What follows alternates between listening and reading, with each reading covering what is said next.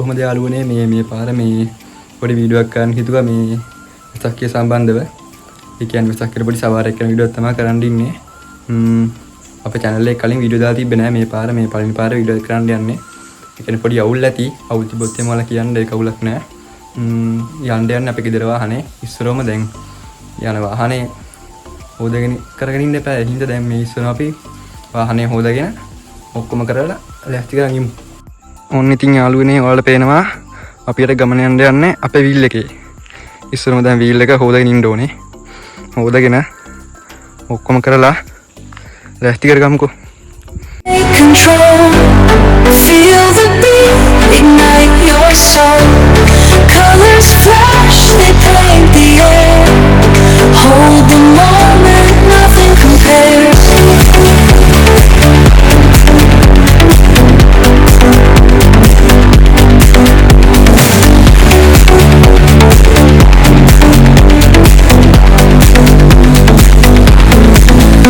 Skyscrapers hum.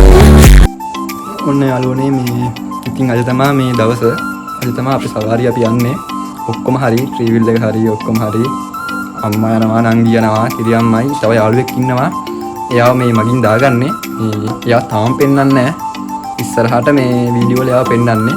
ඉතින් මේ අපේ ගමන දැන් යන්න.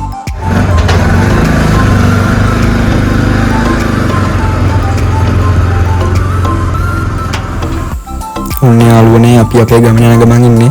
ඔයාලට පේනවා රබර් වතු තියෙනවා. ඒ කියන්නේ රබර් වතු මගින් තමයි යන්න තියෙන්නේ. මේ පැත්තේ මාරම ලස්සනයි. ඇවිල්ලා බලන්න. මොකද මේ කැලගල්ල පැත්තේ ගොඩක් තියෙන රබර් වතුනේ. ඔන්න යාළුවනේ අපි දැන් ඉන්නේ නුවරකොළොව මේන් රෝඩ් එකේ. අපි යන්නේ රණන විහාරයටනේ. ඒ හින්දා අපි දැන් යන්නේ නුවර පැත්තට. මෙතන රණන විහාරයට කිලෝමීටර 25ක් වගේ තියෙනවා. පිළිමතරවල ගිහිල්ලා තව කිලෝමීටරයක් වගේ යන්න ඕනේ. ඔන්න යාළුවනේ අපි දැන් ඉන්නේ කෑගල ටවුන් එකේ. ඔන්න යාළුවනේ අපිට තියෙන පහල කඩු ගන්නවදී හමුණා බෙලිමල් දන්සලා. ඔයාලට බලා ගන්න පුළුවන් වටපිටාව මාර ලස්සනයි. ඈත පේනවා බතලේගල. ඉස්සරහා ඔයාලට බලා ගන්න පුළුවන් කඩු ගන්නාවේ අම්බලම. ගොඩක් පාන අම්බලමක් එක. ඉස්සරින් ඉඳන් තිබ්බ එකක්.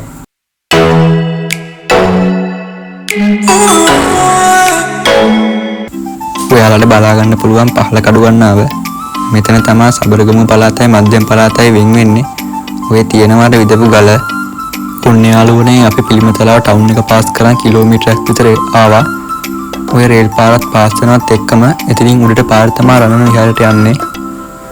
අද පොයේ දවසනේ. මහා ට්‍රැෆික් එක.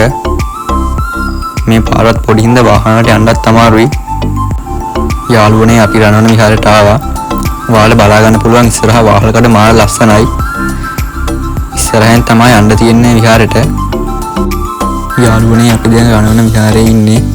පොඩි කැලයක් මැදින් තමයි යන්න තියෙන්නේ උඩට. පලිපේ තියෙන උඩ යනකම්ම.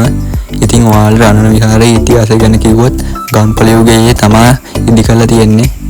ඒ කාලේ හිටපු හතරවන බෝනක බාහු රජුරෝ තමයි හදලා කියලා කියවෙන්නේ. ඉතින් 1982 මේ විහාරයේ දාගැබ ප්‍රතිදස්කරණය කරනකොට ලෝහමය කඩුවක් වාගෙන කියලාත් කතාවක් තියෙනවා. ඇත්තටම මාරම ලස්සන විහාරයක්. ලංකාවේ ගොඩක් පැති වලින් කට්ටිය මේ විහාරේ බලන්න එනවා.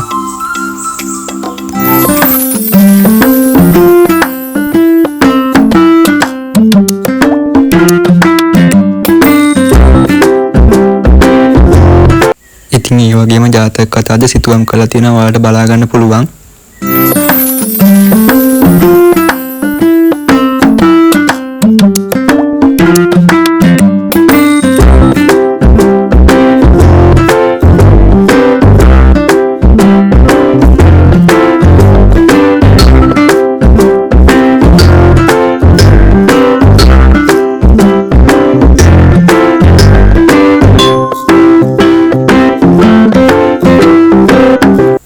යාළුවනේ අපි බුද්ධ ප්‍රතිමා වහන්සේ ළඟට ආවා. ඔයාලා බලා ගන්න පුළුවන් ලංකාවේ උසම සක්මන් බුද්ධ ප්‍රතිමා වහන්සේ.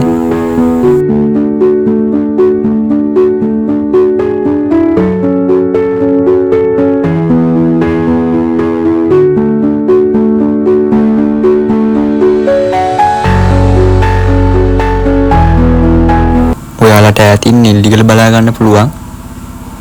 නෙල්ලිගල පුදබිම ඈතින් ඔයාලට බලා ගන්න පුළුවන්.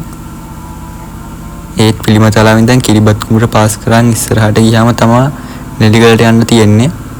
ඈතින් නෙල්ලිගල වලට බලා ගන්න පුළුවන්. ඒ වගේම ඔයාලට බලා ගන්න පුළුවන් සමන්දේ ප්‍රතිමාකුත් වැඩ හිඳිනවා.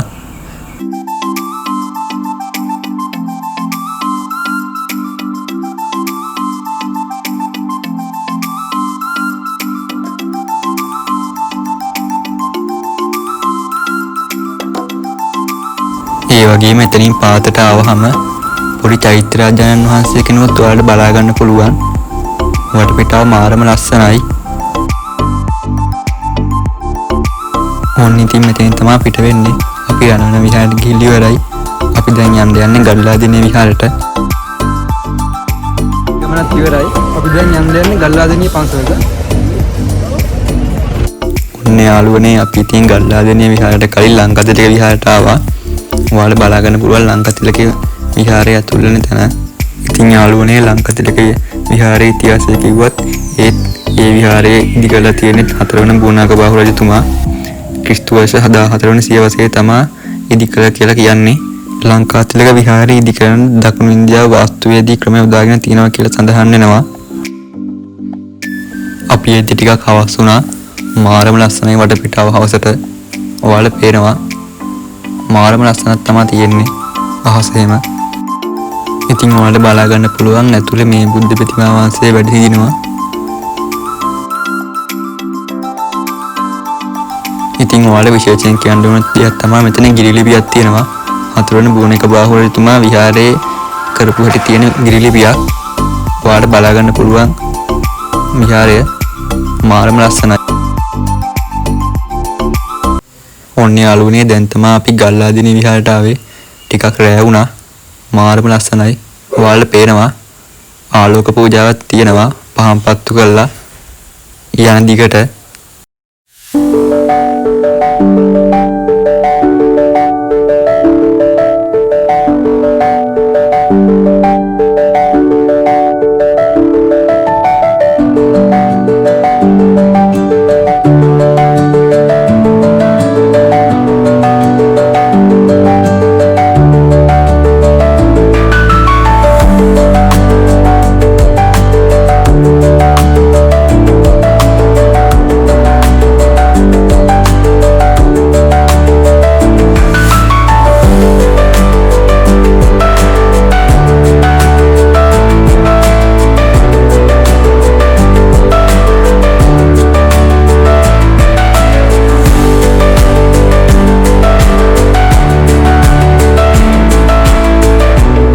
යාළුවනේ ඔන්න ඔයාලට බලා ගන්න පුළුවන් ඇතුලේ වැඩ හිටින බුද්ධ ප්‍රතිමා වහන්සේ මේ විහාරේ ප්‍රතියේ 4 වෙනි බෝනාගබාහු රජතුමාමයි.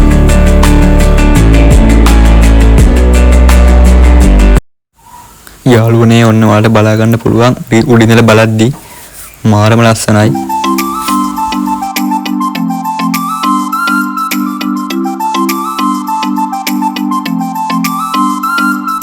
යාළුවනේ ඔන්න ඉතින් අපි දැන් ඉන්නේ කෑගල්ල ටවුන් එකේ. ගෙදරින් ගමන් ඉන්නේ. අපේ සවාරිය මෙතනින් ඉවරයි. ඉතින් ඔයාලට මම හිතනවා වීඩියෝ එකෙන් හොඳ දෙයක් ලැබෙන්න ඇති කියලා. ඉතින් මේ වගේම තව වීඩියෝ එකකින් හම්බ වෙනකන් මෙතනින් මම නවතිනවා. ඔයාලට ගොඩක් ස්තුතියි.